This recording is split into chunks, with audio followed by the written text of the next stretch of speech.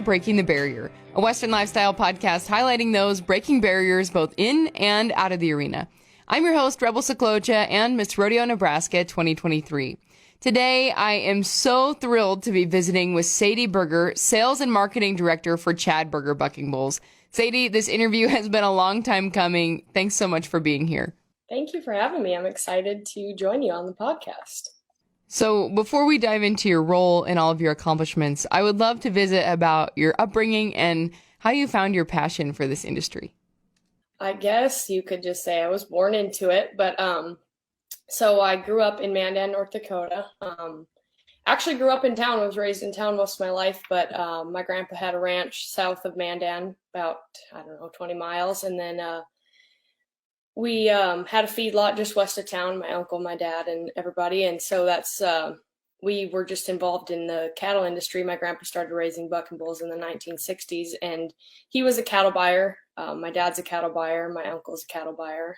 So in every aspect of the Western industry. And then, so my grandpa started raising bulls for my dad and uncle to get on, and it just turned into a whole breeding program. And then later on down the road, after my dad was buying cattle, done rodeoing, bull riding himself, he decided to start team roping. He team roped for a long time, and then he decided to start raising some bulls. So, gosh, we're actually celebrating 20 years of Chad Berger Bucking Bulls this year. So, been around bulls my whole life, my grandpa's bulls and then my dad's bulls starting in 2003, and just something we were just kind of thrown into, and we just kind of had a blast going and being in this industry my whole life. It's just kind of something that I don't really have a choice to be a part of, but it's in every aspect of my life, from my relationships, friendships, work, everything. It's all intertwined. That's incredible. So you kind of alluded to the beginnings of the company, but Chad Berger Bucking Bulls has been named the PBR Stock Contractor of the Year 12 times, something that certainly does not happen on accident. Give us some more background and history about the business and the early days. Yeah, it's crazy. So I remember actually when we went to Billings PBR, which I was somewhere around 2003, to watch my grandpa's bulls. And we would always go every year to watch my grandpa's bulls because it's the closest PBR to us. And I remember after the event was over on Sunday, my dad met with, I think his name was Sid Newman from Montana. And he met with him and bought 2 or 3 bulls. And that was where it started. And so we had gone to bull ridings, obviously, my whole life, watching my grandpa's bulls and my dad helping him and stuff. But he bought those bulls, and then it was him and my sister and brother hauling bulls around, mostly just, North Dakota, Montana, maybe South Dakota. And then it just progressively just started getting bigger and bigger, to it being, my dad and my sister and my brother, to my sister and brother traveling around the country in a pickup and horse trailer, to having to hire somebody to drive semi, and my sister or brother going with the semi driver because they weren't really bullmen. But my sister and brother were, so they would take care of the bulls on the road, and we had a driver. And then 2, having 3 full-time drivers at one point, taking 70 some head of bulls to an event, even more sometimes. So it's just kind of progressively gotten bigger, and I don't really know how or why, but we've had a really good team, and it's made it all possible. So growing up and watching the business grow with you, really, when did you start to identify your role, or what your role could be in the family business? Well, yeah, that took a little bit of time. So since I was still in school, in where I grew up, basketball was big thing. We were nationally ranked. We had a very intense program. It was 12 months out of the year. We didn't have a lot of time for anything but basketball. And so I was busy with basketball. And then I suppose in high school, I started kind of doing a few things as far as helping with the merchandise, helping with a little bit of social media. I mean, social media hadn't really taken off as crazy then.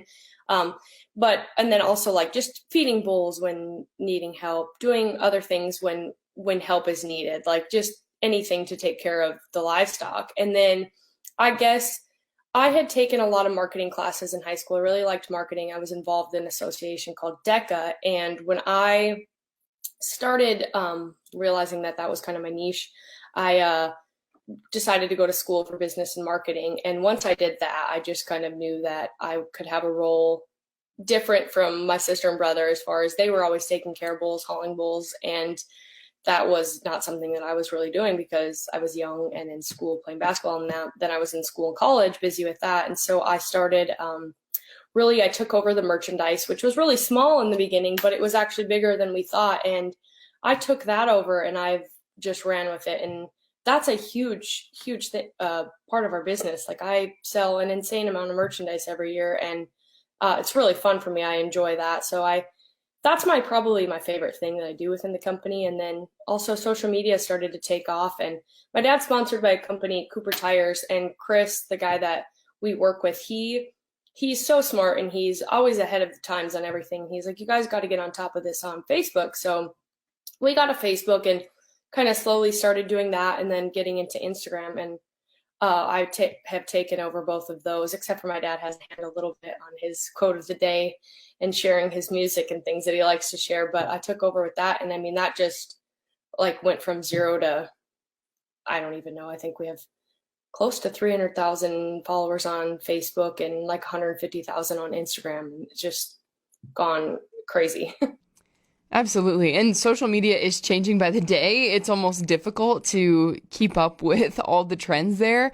And I'm sure, watching the merchandise side of the business grow has been really cool. But I can only imagine the types of people and the demographics that you get to engage with online. Yeah, it is. It's always changing. And my role is always changing too. It's like I'm trying to rebuild the website. I'm trying to keep up with social, but then the 2 bull guys are on the road, and I'm taking care, if ever no one's at the ranch, I'm taking care of everything here. And like that always happens every spring and every fall. It seems like I'll be the only one around and I'll have to take care of everything. And I'm trying to do all these other jobs, but it is very interesting, the demographic that is the online presence and stuff. And it's ever growing and ever changing. And I feel like that fears so many people in our world, in our industry, is these new people coming into here and changing the demographic, changing the game. But all it does is help our business, and all it does is grow our business, whether it be Chad Berger Bucking Bulls or PRCA or any industry or any business. It's growing, and that's amazing for everybody. Oh, definitely. So working in rodeo and agriculture, kind of a common thread is working in a family business. How have you navigated the dynamics of that and working alongside your family every day? It's a lot. It can be very stressful. It's hectic. I mean, because we all work together in some way, shape, or form. I mean, my dad, he's what we want to call the head coach or the quarterback, however you want to refer to it. But I mean, my mom, she's taking care of everything at home, taking care of him. That's the main thing. He needs the most care. Booking flights, doing things like that. My sister, my dad does the bucking bull thing is a big part of his business, but he's also buying cattle. He's got several different businesses. My sister's taking care of the bookwork for that, also taking care of him, booking stuff, just all the office work, everything.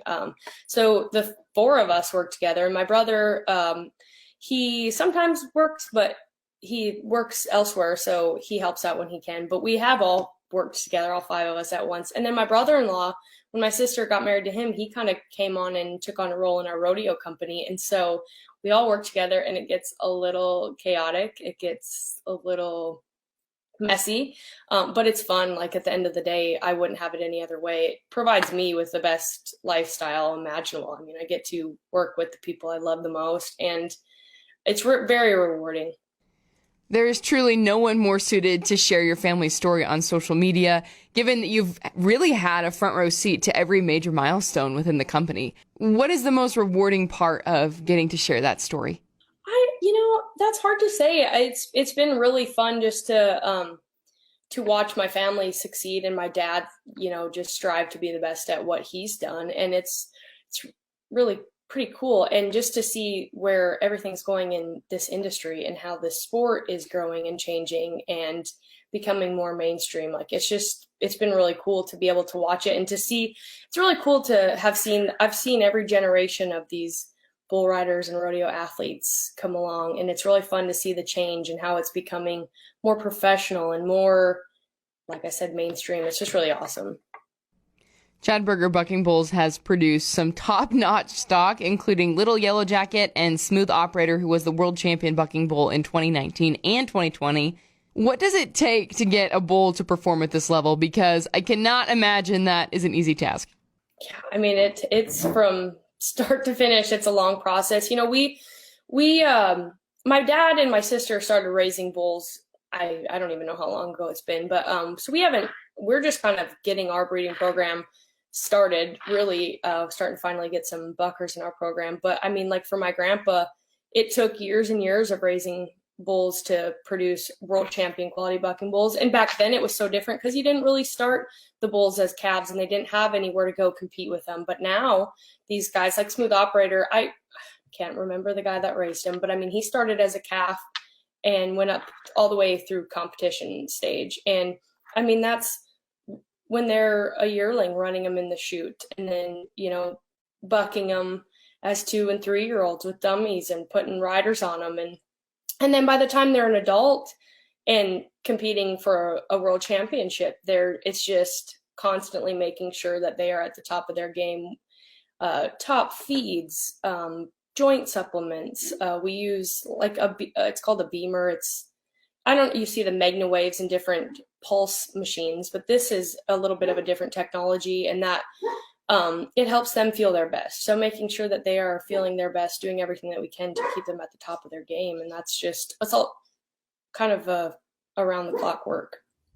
So there are many animal rights activists and people outside the industry who might not be equipped with the best information, really, that have grave concerns about the care that these animals receive. I know you touched on a few of the treatments that your bulls receive, which frankly blow my mind. But from a stock contractor perspective, what would you say to these people?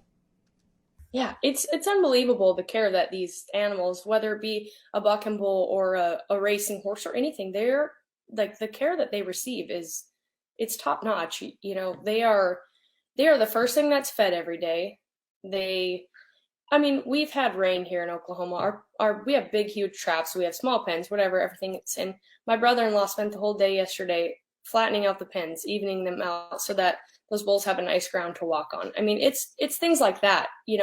They're treated the best way possible. I mean, I wish that those people could just see that, we've got a bull over here with a horn infection and it's just constantly, running him in every couple of days, checking on him, making sure he's got something to make him feel better, that he's eating, that he's drinking. We're just doing everything to make sure that they're feeling their best because they provide us a living. And we take care of them not just because they provide us a living, but because we care about them and love them. They become like family members. From the care that these bulls receive to the logistics of getting them to these large productions, what do you think people would be surprised to know about the whole process?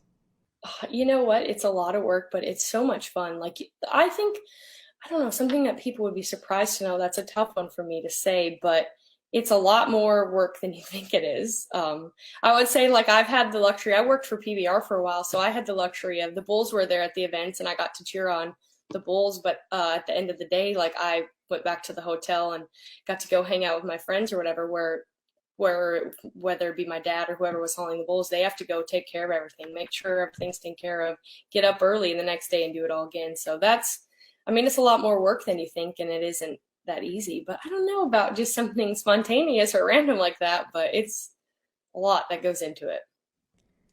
For sure. So from your perspective, what is the primary difference between bringing bulls to, say, a PBR event as opposed to a PRCA rodeo or even just a bull riding jackpot? It just really depends whether it be a PBR, the Unleash the Beast series, which is like the elite level. Those bulls just have to be seasoned, groomed, the best of the best really is what, and whether it be like an open rodeo or a jackpot bull riding, those bulls there is still bulls that go to the PBR UTB that could go to like a jackpot or an open rodeo. They'd be just a nice long round bull, but it's just quality. And we have bulls I like to call them A squad, B squad, C squad. We just have bulls at each level that we can provide to them. And then as far as pro rodeos, we like to bring mostly our elite level that would go to a PBR UTB event to the rodeos as well, because, we're trying to get those bulls to the NFR. So it's just got to be the best quality that we have. On that vein, it does take two to tango. So from a stock contractor perspective, what kind of guy are you secretly hoping is going to draw your bull? Guy that's just mentally ready to just win. That's what I think is great for getting on these bulls. These kids nowadays, they're just hungry for it. They want to win. But what's crazy is there's this new level of these bull team competitions where they're competing with the bulls, and those stock contractors, there's about 10 bull riders that are going right now that are young kids that probably nobody's even heard of, but they ride really good. And that's the only guys they want getting on their bulls. Then every other stock contractor complains about, well, we can't get anyone to get on our bulls. But then these stock contractors are particular about who's getting on them. And it's kind of changing the game. I think it's making stock contractors a little picky about who gets on their bulls, and bull riders picky about what bulls they get on. And in the end, to me, that's not what bull riding is about. It's about you get what you get. And that's how it's always been. And that's where the best of the best is made. So I want to highlight one of your major accomplishments in the last couple years, being named to the Cowgirl Magazine 30 Under 30 list. What was that experience like, and what did it mean to you to be recognized for your contributions to the industry? It was awesome. That was such a special experience for me. I wish I would have got to soak it in a little bit more. It was such a fast-paced weekend, but I mean, receiving that and being with the classes of the other 30 under 30 women, it was really, really neat because it really hasn't been around that long. And I think it's awesome that they're honoring all these young women who work really hard in the industry. And for me to be a part of that, I didn't really imagine it possible, but it was really fun. And wow, did they do an awesome job of putting that together. That was such a great event. So professionally, what are some goals that you have for yourself or for the business as you look ahead? I don't know where my role is going to go with the family business. I mean, I live 9 months out of the year in Oklahoma and about 3 months out of the year in North Dakota, and transitioning back and forth gets a little hard every year. But I do love my North Dakota summers. So as far as professionally, eventually I would like to step out of the role of selling the merchandise anymore. I love designing it, love creating it, and love doing social for it. But I would like to try to pass that on to potentially my nieces. I've got one that's freshman in high school, so she's getting to the age where she could start working on it. But I'd like to step out of that role, work a little bit more. I handle a lot of the sponsorships, but I would like to handle a little bit more of that and start producing the events. So we have quite a few events that we do, and I think I would like to start taking over the role of producing those. So actually this summer I'm kind of taking on more of a role with our annual bull riding Father's Day weekend in Bismarck. So I think I'm going to start transitioning over to that role. Awesome. I'd love for you to shed light on the difference between just bringing stock to a rodeo and producing the rodeo, because there is so much more that goes on behind the scenes there.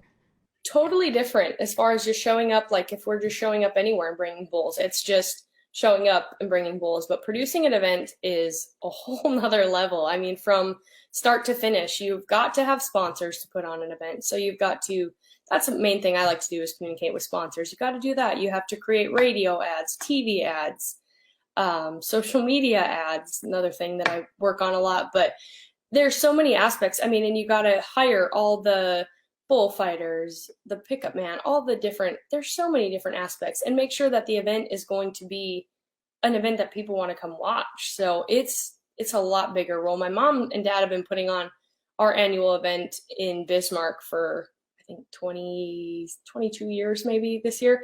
My mom's just tired of it. She said, I don't want to keep doing it. So she's saying, hey, I need you to help me kind of do that. And I said, well, if you handle the TV and the radio ads, I'll work on the rest for you.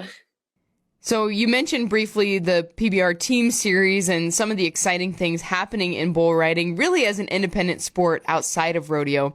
What are some things that you see happening in the next few years, or some things that you would like to see happen in the sport? I think that the teams concept is really cool, and it's changing the game of bull riding. I don't know if it's going to be around forever.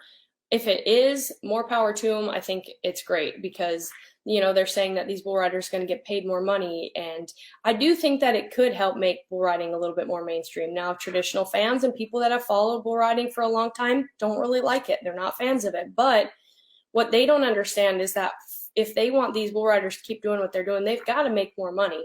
They've been getting paid the same for 20 years. And hey, guess what? Look at how much everything costs now. They've got to make more money too. And, everything changes. The cost of a ticket changes, and it has to. The times are changing. But I just want to see it progressively getting more mainstream. And it hurts me that people don't understand that our sport and business growing is good for everybody. It doesn't matter if somebody isn't a true cowboy. If they're going and buying Wrangler denim, guess what? Wrangler denim's going to give so-and-so more sponsorship dollars, or they're going to sponsor this rodeo. And that's so good for everybody. And that's putting more money into the pockets of the people in our industry. And that's what we need. Our industry is so underrated and overlooked, and we got to make it better for everybody.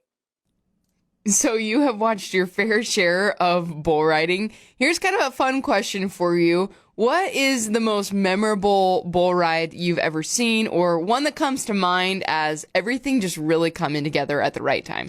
There's a couple different times. I'm going to go with bull ride and bull riding. The best bull riding I've ever seen was my dad's event. I don't even know what year it was, probably within the last 5 years, I would say. I've never seen so many bulls get rode and so many short round caliber bulls. It was the most insane thing I've ever seen. And you could feel the electricity in the building. It was absolutely nuts.